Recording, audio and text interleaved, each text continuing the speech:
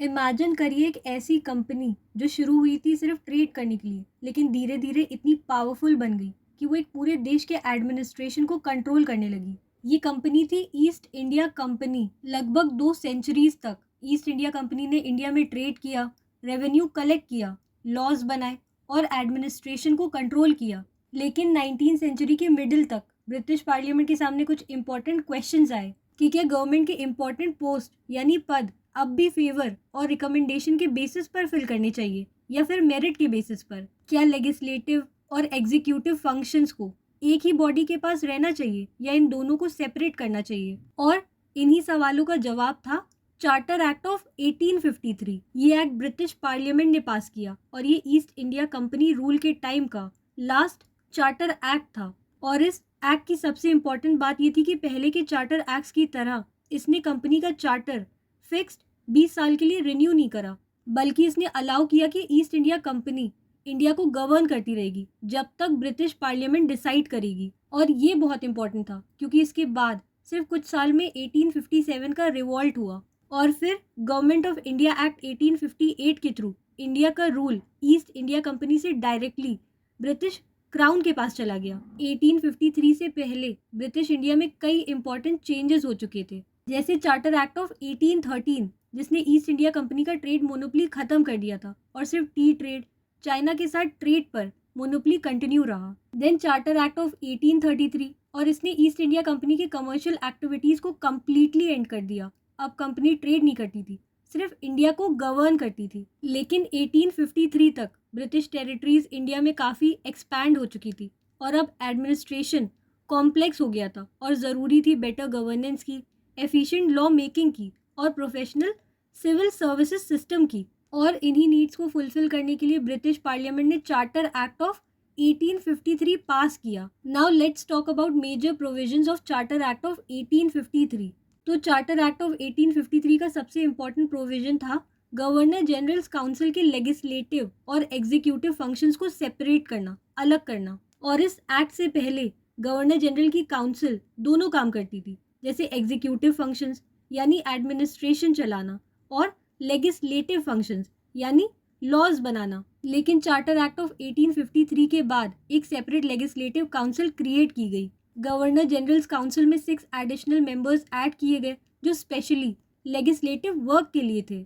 ये body laws discuss करती थी, डिबेट्स करती थी और लॉ मेकिंग प्रोसेस में पार्टिसिपेट करती थी। इसलिए चार्टर एक्ट ऑफ 1853 को इंडिया में पार्लियामेंट्री इंस्टीट्यूशंस के डेवलपमेंट का एक इम्पॉर्टेंट स्टेप माना जाता है।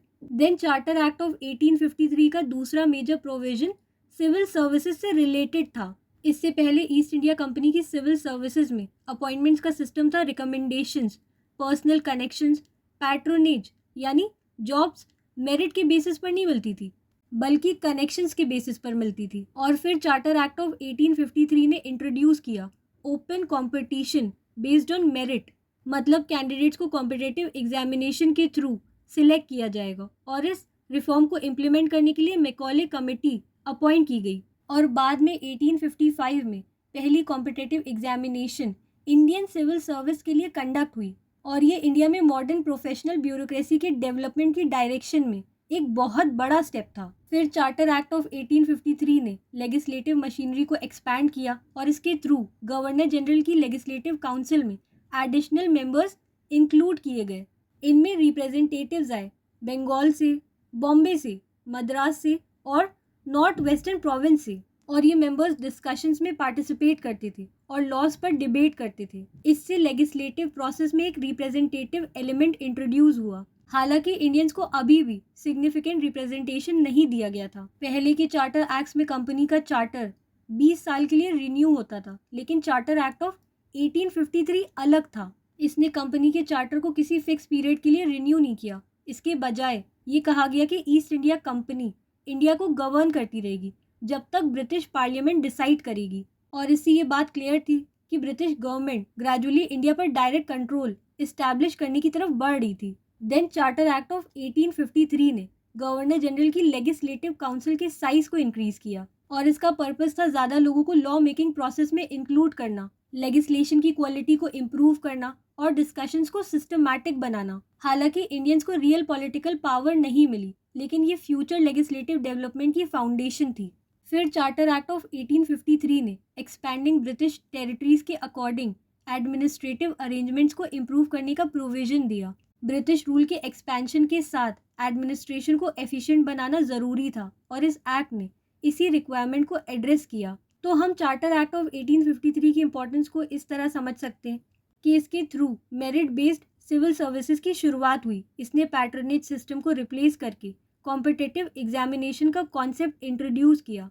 इसके थ्रू लेजिस्लेटिव और एग्जीक्यूटिव फंक्शन सेपरेट हुए और ये इंडियन कॉन्स्टिट्यूशनल डेवलपमेंट में एक मेजर रिफॉर्म था। इससे लेजिस्लेटिव प्रोसेस स्ट्रॉन्ग हुआ और इसने सेपरेट लेजिस्लेटिव काउंसिल क्रिएट करी जहां डिस्कशंस और डिबेट्स होने लगे। और ये ईस्ट इंडिया कंपनी रूल का लास्ट चार्टर एक्ट था। इसके कुछ साल बाद रिवोल्ट ऑफ 1857 हुआ और उसके बाद गवर्नमेंट ऑफ इंडिया एक्ट 1858 के थ्रू इंडिया का एडमिनिस्ट्रेशन डायरेक्टली ब्रिटिश क्राउन के अंडर आ गया।